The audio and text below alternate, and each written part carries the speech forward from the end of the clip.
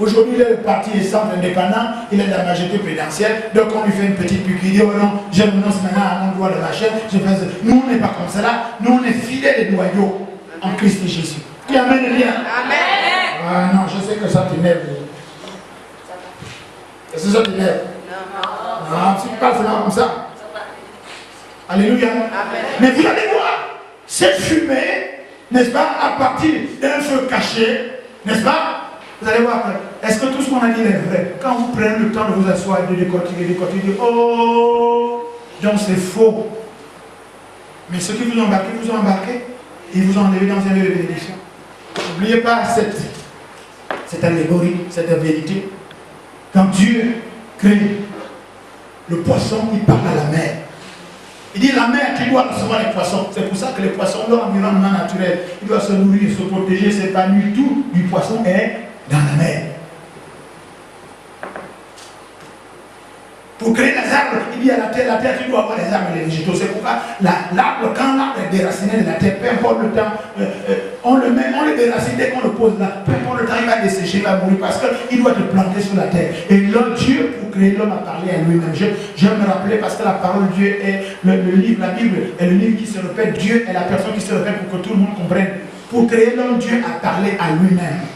Il doit dire à l'homme que tout ce que tu veux, ta protection, ta sécurité, ton épanouissement, ton avenir, tes projets, ta paix, ton amour et ton établissement est dans l'environnement de Dieu lui-même. C'est-à-dire que tout ce qui concerne dans ta vie, tu dois le récupérer chez Dieu. Amen. Est-ce que vous êtes là? Oui. Nous sommes toujours dans la persuasion totale. Écoutez, tous les pasteurs seront accusés. Ok? Tous les papas seront accusés. Tous les mamans seront accusés. Tous les mamouchkas seront accusés. Tous les potes seront dans le pote-pote. N'est-ce pas? Demandez à mon pote combien de fois on a mis dans le pote-pote les accusations. Toutes les femmes seront accusées. Tous les hommes accusés. Les caméramans accusés. Les présidents seront accusés. À tort, à raison, peu importe, mais tout le monde à un moment donné est accusé. Les leaders politiques sont accusés. Jésus qui lui-même a été accusé. Alléluia. Amen. Donc pour pouvoir échapper à ce genre de choses, pour ceux qui veulent vérifier la fumée, le feu qui fait couver la fumée, ou plutôt la fumée qui indique qu'il y a un feu, il faut qu'il y ait une transparence.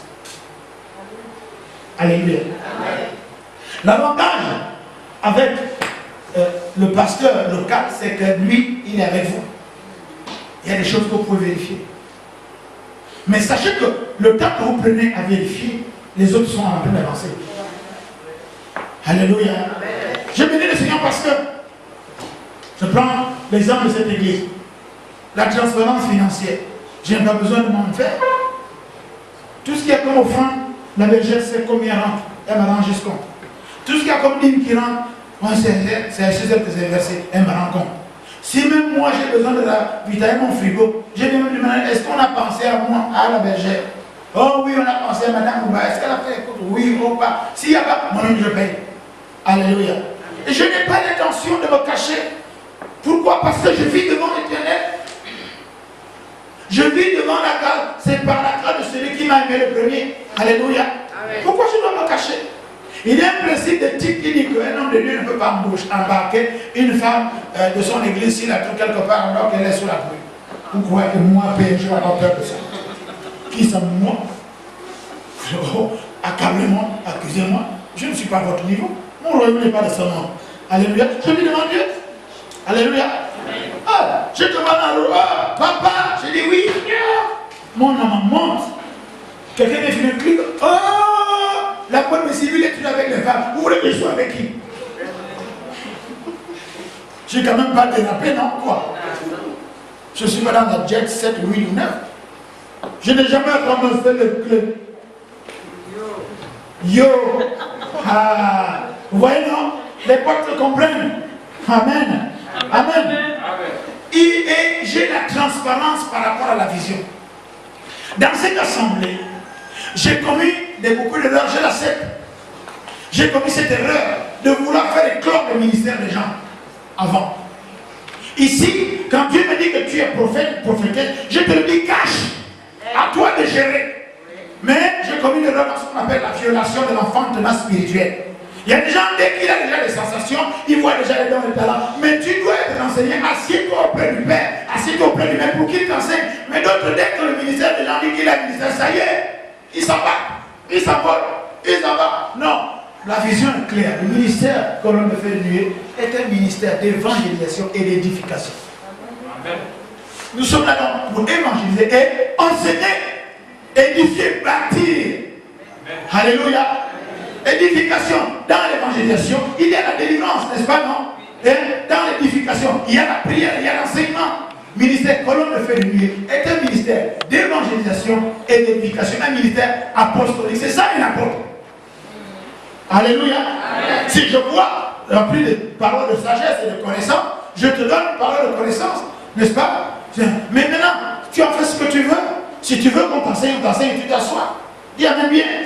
Amen. Amen. Amen. Amen. J'ai commis également d'autres erreurs parce qu'il y a des gens, quand ils font des bêtises, je les couvre.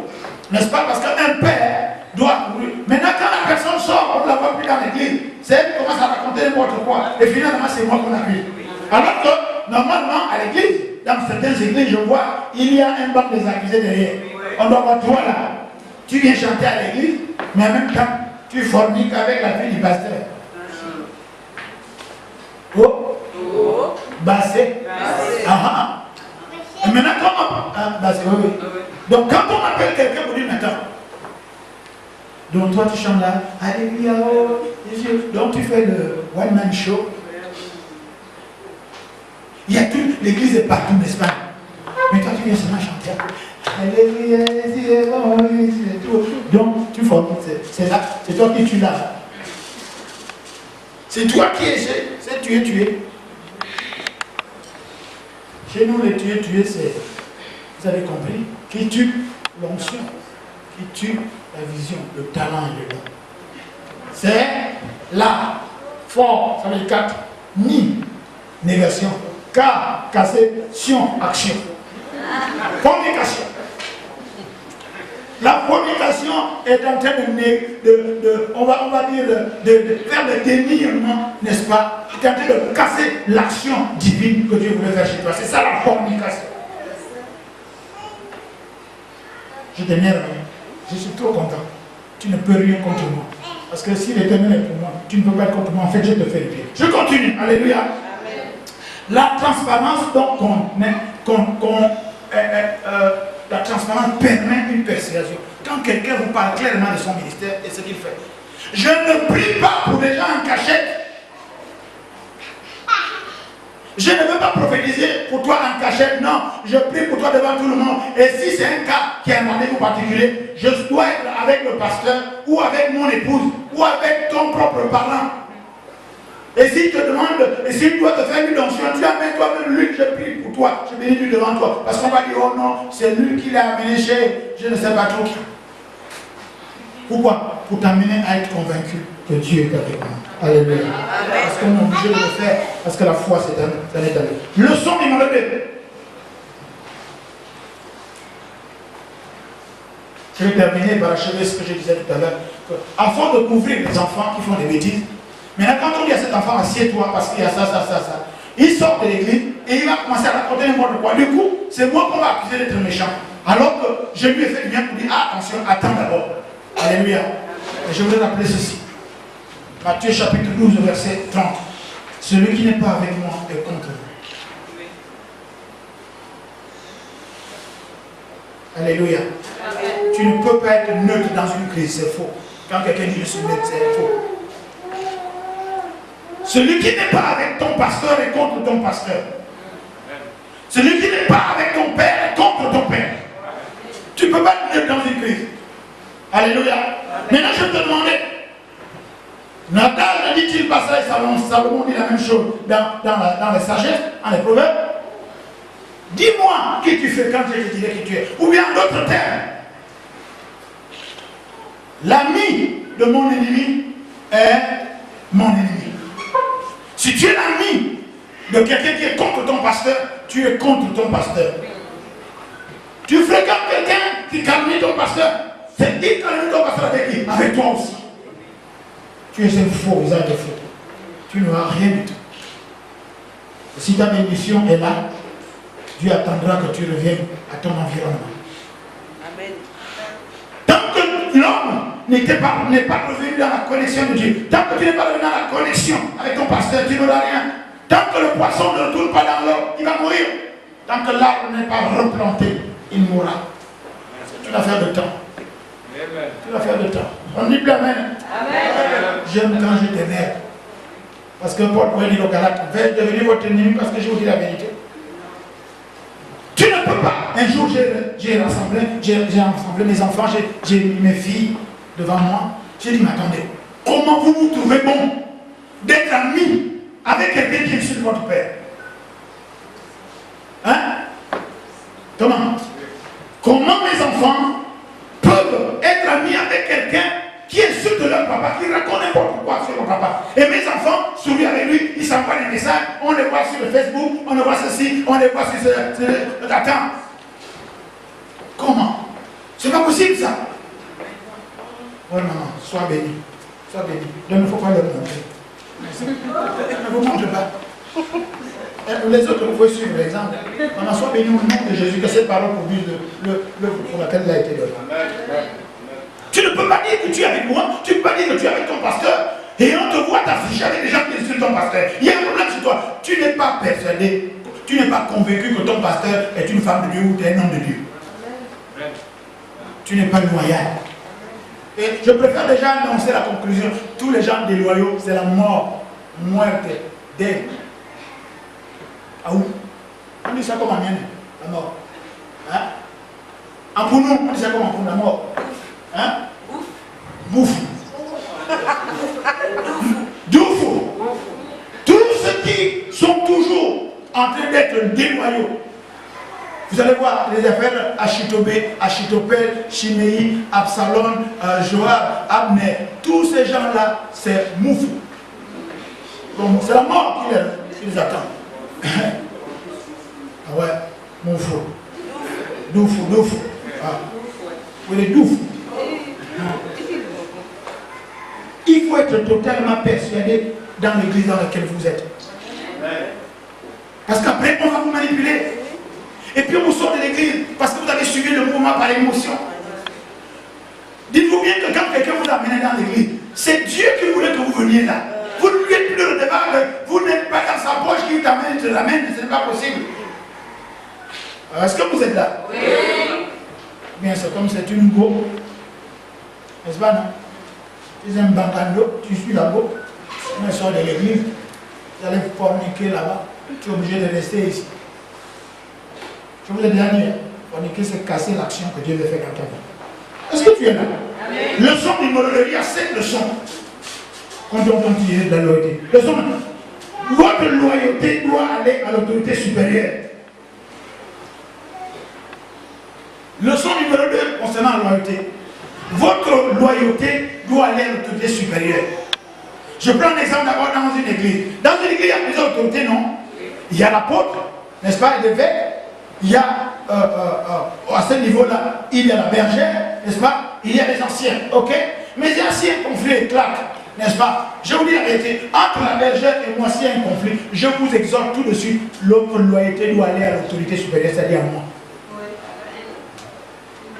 Vous êtes dans un parti politique, votre loyauté doit aller à l'autorité supérieure. Vous êtes dans un pays que vous aimez, que vous n'aimez pas, je sais que c'est la partie que la terre n'aime pas. Vous êtes au Gabon, vous n'êtes pas d'accord ou pas, quand il y a un conflit, votre loyauté doit aller à l'autorité supérieure. Et chef. Amen. C'est lui le chef. Le chef, c'est le chef. Que tu sois un syndicat ou un syndicat, peu importe. Quand il y a cri, ta loyauté spirituelle, intellectuelle, morale doit aller à l'autorité supérieure jusqu'à ce qu'elle soit déclarée inapte. Dès qu'on enlève, mon loyauté aussi va à la personne qu'on installe. Et là, dans 1 Corinthiens 11, chapitre 1 Corinthiens chapitre 11, verset 1, soyez mes imitateurs comme je le suis moi-même de Christ. Alléluia. Amen. Mais, attends, je vous prêche Jésus, non? C'est pourquoi je vous exhorte toujours à dire, ne me suivez pas moi, suivez Christ, n'est-ce pas? Mais vous devez voir ce Christ à travers moi, c'est pourquoi vous me suivez. Alléluia. Et moi, en ricochet, par rapport à l'établissement de cette assemblée, j'ai dit, suivez la bergère. Alléluia. Et quand la bergère ne me suit pas, ne la suivez plus. Et quand moi, je ne suis pas Christ, ne me suivez plus. Amen. Oh, est-ce que vous êtes là? Oui. Oh. Écoutez, le slogan est simple. Suivez-moi à partir du moment où je suis Christ. Suivez la bergère à partir du moment où elle me suit. Est-ce que vous êtes clair? Si la bergère ne me suit pas, je vous exhorte devant elle, cache la suivre. Et si vous estimez que je ne suis pas Dieu par rapport à la prédication, parce que c'est pourquoi chaque fois que je prêche, je prends la référence biblique. Ok? Si vous estimez que ce n'est pas bon, oh, la première personne qui va tirer la cloche, parce que je sais que la bergère est tellement spirituelle. Dès que je dis quelque chose, mais tu m'avais dit, tu dis, ah, tu ne peux pas réactualiser ta parole là, je t'avais dit, bon, on va réactualiser. On appelle ça comment? Hein? En informatique, on appelle comme ça. Hein? La mise à jour. Alléluia. Avec elle, tout le temps, il faut toujours faire la mise à jour spirituelle. Est-ce que vous êtes là? Oui. La loyauté doit aller à l'autorité supérieure. Vous êtes dans un foyer, vous êtes des enfants dans une maison. Votre loyauté doit aller à papa. Les filles, parce que c'est toujours les mamans. Ok. Mais la loyauté, c'est chez papa. C'est lui l'autorité supérieure. C'est lui le chef. Les mamans, vous dites pas non? Oh, vous dites pas non? Oh. Amen. Vous connaissez. Amen. Vous qui me regardez à travers les provinces, à travers, comme qui dirait, les océans, n'est-ce pas? Je suis excellent en PM. La loyauté dans un foyer doit aller à l'autorité supérieure, c'est-à-dire à papa. C'est tout. Maman est là, papa est là. Les enfants, la loyauté doit aller à papa, l'autorité supérieure. Amen. Alléluia. Donc il y a aussi les femmes qui sont chefs de famille, tu es seul à la maison. Les enfants, la loyauté doit aller à maman quand elle est seule. C'est bon, non? Oui. Oh, c'est vrai?